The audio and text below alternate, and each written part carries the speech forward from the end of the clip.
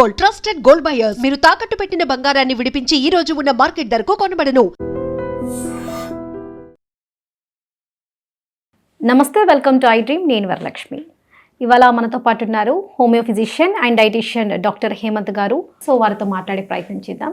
నమస్తే అండి హేమంత్ గారు. నమస్కారం అండి. సో మోకాల నొప్పి, మెయిన్గా మోకాల నొప్పులను నిర్లక్ష్యం చేస్తే భవిష్యత్తులో ఎలాంటి సమస్యలు వచ్చే అవకాశం ఉందంటారు?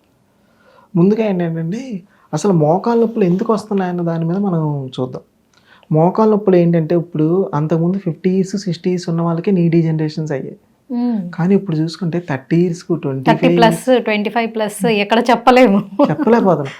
మెట్లు ఎక్కుతుంటే మోకాల నొప్పులు వచ్చేస్తాయి. అదే సోషల్ మీడియా మార్కెటింగ్ యాడ్స్ కూడా 30+ వస్తే మీరు ఈ సప్లిమెంట్ తీసుకోండి అని చెప్పేస్తున్నారు. సో ఏమవుతుందంటే మోకాల నొప్పులు రావడానికి మేజర్ రీజన్స్ ఏంటన్నది మనం దాన్ని చూసుకుందాం. ఒకటి, ఏదైనా డిసీజులు ఏమైనా ఉన్నా మోకాల నొప్పులు వచ్చే ఛాన్సెస్ ఉంటాయి. మేజర్గా మోకాల నొప్పి రావడానికి రీజన్ ఏంటంటే రెండు మోకాల మధ్యలోని గుజ్జు ఉంటుంది, దాన్ని సైనోవియల్ ఫ్లూయిడ్ అంటారు. ఓకే. సో సైనోవియల్ ఫ్లూయిడ్ ఏంటంటే ఈ పై కాలుకి కింద కాలుకి ఫ్రిక్షన్ లేకుండా మూవ్ అవడానికి హెల్ప్ఫుల్ అవుతుంది. ఓకే. అంటే మధ్యలో సైనోవియల్ ఫ్లూయిడ్ అంటే రెండు మోకాలు ఇలా జరుగుతున్నప్పుడు ఫ్రిక్షన్ లేకుండా మూవ్ అవడానికి హెల్ప్ఫుల్ అవుతుంది. ఈ డీజనరేటివ్ చేంజెస్ రావటం వల్ల అంటే ఏజ్ రిలేటెడ్గా అయ్యి ఉండొచ్చు, లేదా కావాల్సినంత పోషకాహారాలు తీసుకోకపోవటం వల్ల అయ్యి ఉండొచ్చు. ఇప్పుడు ప్రాబ్లమ్స్ ఫేస్ చేస్తున్న మేజర్ ఇష్యూ అంటే ఓవర్ వెయిట్. 30s 25sకే మంచి బాగా ఒబేస్గా ఉంటున్నారు. ఆ ఓవర్ వెయిట్ ఉండటం వల్ల ఏమవుతుందంటే మోకాల మీద ప్రెషర్ పడుతుంది. ఎప్పుడైతే అంత ప్రెషర్ పడుతుందో ఈ పై కాలు కింద కాలు ఇలా దగ్గర కంప్రెస్ అయిపోతుంది. ఆ మధ్యలో ఉన్న పల్ప్ క్యావిటీ, మనం సైనోవియల్ ఫ్లూయిడ్ అంటాము, ఆ గుజ్జు ఏమవుతుందంటే అరిగిపోతుంది. ఓకే. అంటే ఈ ఏజ్లోనే అంతకుముందు ఏమవుతుంది 50s 60sకి అరిగిపోయేది, ఇప్పుడు 30sకి అరిగిపోతుంది. ఇప్పుడు 30sకి ఎందుకు అరిగిపోతుంది అంటే మనకు అన్ని న్యూ టెక్నాలజీస్ వచ్చేసినాయి, న్యూ మిషన్స్ వచ్చేసినాయి, మనం వంగి చేయాల్సిన అవసరం లేదు కాబట్టి కరిగిపోతుంది. ఏమో కావాల్సినంత ఫుడ్ సప్లిమెంట్ ఉండట్లేదు, ఓవర్ వెయిట్ ఉంటున్నారు. మీరు సోషల్ మీడియాలో చూస్తే మార్నింగ్ 6కి తిన్నాను, 7కి తిన్నాను, 8కి తిన్నాను, 11కి తిన్నాను, అదే నార్మల్ ఏమో అని మన మైండ్ ట్యూన్ చేయబోతుంది. ప్రతి గంటకు ఒకటి తింటున్నాడు, ఆకలేసింది తిన్నాను, ఆకలేసింది, సో అదే రైట్ ఏమో అని మన మైండ్ ట్యూన్ అయిపోతుంది. సో దానివల్ల ఏమవుతున్నారు, ఎర్లీ పీపులే ఒబేస్గా ఉంటున్నారు. ఇప్పుడు చూస్తే ఇప్పుడు జెన్జీ జెన్ ఆల్ఫా అంటున్నారు, ఎంత లావుకున్నారు చూడండి. కావాల్సిన వీటికన్నా ఓవర్ వెయిట్ ఉంటున్నారు. దానివల్ల ఏమవుతుంది, మోకాల మీద ప్రెషర్ పడుతుంది. అందుకే మెట్లు ఎక్కుతున్నప్పుడు క్రాక్లింగ్ సౌండ్ అంటారు, ఇది మేజర్గా వస్తుంది పెద్దవాళ్ళకన్నా, ఈ నీ డీజనరేషన్ అయిన వాళ్ళకన్నా. మెట్లు ఎక్కుతుంటే టక్ టక్ టక్ అని సౌండ్స్ వస్తూ ఉంటాయి.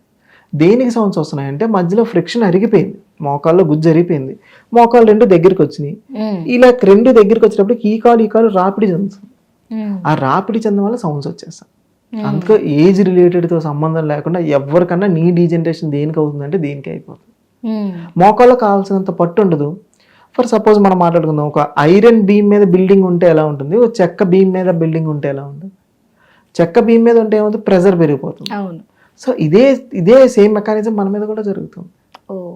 మోకాల్లో గుజ్జు ఉండట్లేదు, ఎముకల్లో పట్టు ఉండట్లేదు, calcium deficiency, vitamin D deficiency, కావాల్సినంత. ఇప్పుడు యంగ్ పీపుల్ ఏమవుతుందంటే సన్లైట్కి ఎక్స్పోజ్ అవ్వట్లేదు, వైటమిన్ డి రావట్లేదు, కావాల్సినంత ఫుడ్ తినట్లేదు, కాల్షియం అవసరమైన ఫుడ్ తినట్లేదు, కాల్షియం ఉండట్లేదు. ఈ మోకాళ్ళ నొప్పులు మేజర్ కారణంగా ఓవర్ వెయిట్ ఒకటి, ఏదైనా ప్రొలాంగ్డ్ డ్యూరేషన్లో డిసీజులు ఏమైనా ఉన్నా, లేదా ఫ్రాక్చర్స్ లాంటివి ఏమైనా ఉన్నా, మేజర్గా చూసుకుంటే వైటమిన్ డి డెఫిషియన్సీ కానీ, కాల్షియం డెఫిషియన్సీ కానీ, ఇలాంటి డెఫిషియన్సీలు ఉన్న వాళ్ళు మోకాల మీద ప్రెషర్ ఎక్కువబడి పెయిన్ వచ్చే ఛాన్సెస్ ఎక్కువగా ఉంటాయి. దీనికి ఎలాంటి ట్రీట్మెంట్ తీసుకుంటే బాగుంటుంది అంటారు? ఏంటంటే మోకాలు డీజనరేషన్ బట్టి ట్రీట్మెంట్ అండి. అంటే మామూలుగా ఇప్పుడు ఏమవుతుందంటే ఏ చిన్న పెయిన్ ఉన్నా పెయిన్ కిల్లర్ ట్యాబ్లెట్తో వెళ్ళిపోతుంది. ఇప్పుడు గ్యాస్ట్రిక్ ఉన్నా మెడికల్ షాప్కి వెళ్ళాలి, ట్యాబ్లెట్స్ తెచ్చుకోవాలి. దానివల్ల సైడ్ ఎఫెక్ట్స్ లాంటివి ఏమి ఉండవంటారా? అంటే కొంచెం ప్రికాషన్స్ తీసుకుంటే బెటర్ అని అనుకుంటాం కదా, డాక్టర్ని కన్సర్న్ కాకుండా డైరెక్ట్గా ట్యాబ్లెట్స్కి వెళ్ళిపోవడం ఎంతవరకు కరెక్ట్ అంటారు? ఇది చాలా చేసే వరస్ట్ మిస్టేక్ అండి. చాలా మంది ఏం చేశారంటే మోకాలు నొప్పి వచ్చింది కదా అని చెప్పి దగ్గరలో ఉన్న మెడికల్ షాప్కి వెళ్ళిపోవటం, పెయిన్ కిల్లర్స్ ట్యాబ్లెట్స్ వేసుకోవటం. పెయిన్ కిల్లర్స్ ట్యాబ్లెట్స్ అలా వేసుకోవటం వల్ల ఆ టైంకి పెయిన్ రిలీఫ్ వస్తుంది అంతే, నీకు రిలీఫ్ కాదు, క్యూర్ కాదు, రిలీఫ్ వస్తుంది అంతే. ఆ టైంకి మీరు పని చేసుకోవడానికి మోకాల్లో రిలీఫ్ వస్తుంది, కానీ అది క్యూర్ కాదు. సో క్యూర్ గురించి మనం మాట్లాడుకోవాలి.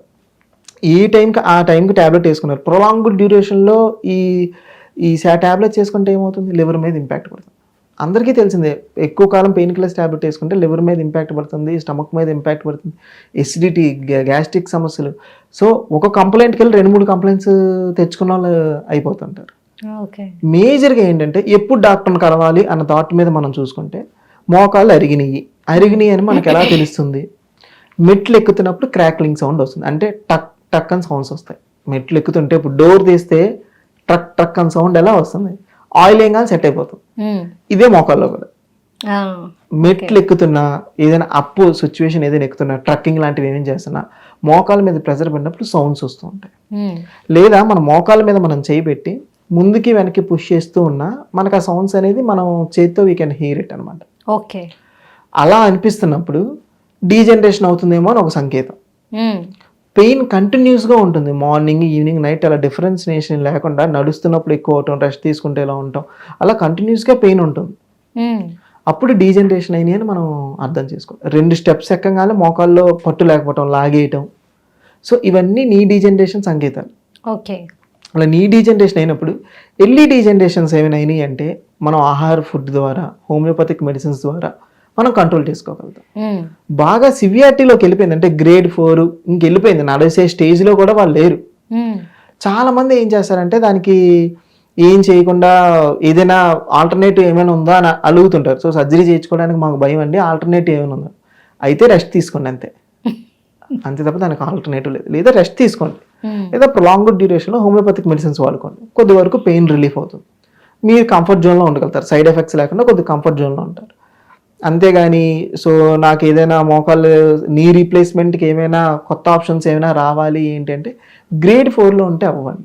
ఓకే, సో తక్కువ స్టేజ్లో ఉంది, గ్రేడ్ 1లో ఉంది, గ్రేడ్ 3లో ఉంది, గ్రేడ్ 4లో కొన్నాళ్ళు హోమియోపతిక్ మెడిసిన్స్ ద్వారా దాన్ని ఎక్కువ ప్రొలాంగ్డ్ డ్యూరేషన్ ఉండకుండా దాన్ని పెయిన్ని రిలీఫ్ చేయగలుగుతాం. కొన్నాళ్ళు ప్రొలాంగ్డ్ డ్యూరేషన్లో అంత కొద్ది కాలంలో దాన్ని క్యూర్ చేయగలుగుతాం.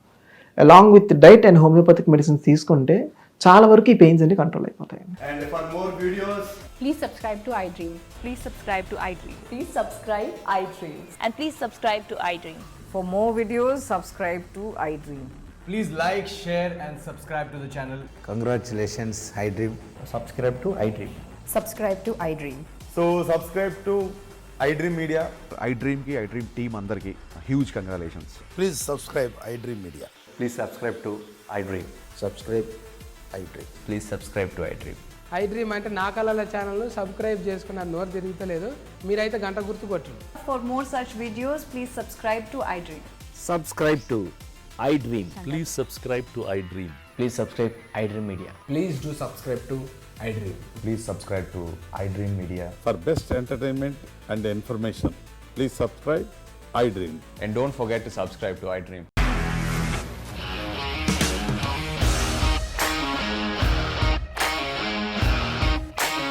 ఇండస్ట్రీలో కమిట్మెంట్ ఇష్యూస్ వస్తే నీకు కూడా వచ్చినట్టు మార్నింగ్ తీసుకెళ్ళారంటే కొట్టి పడేస్తారు.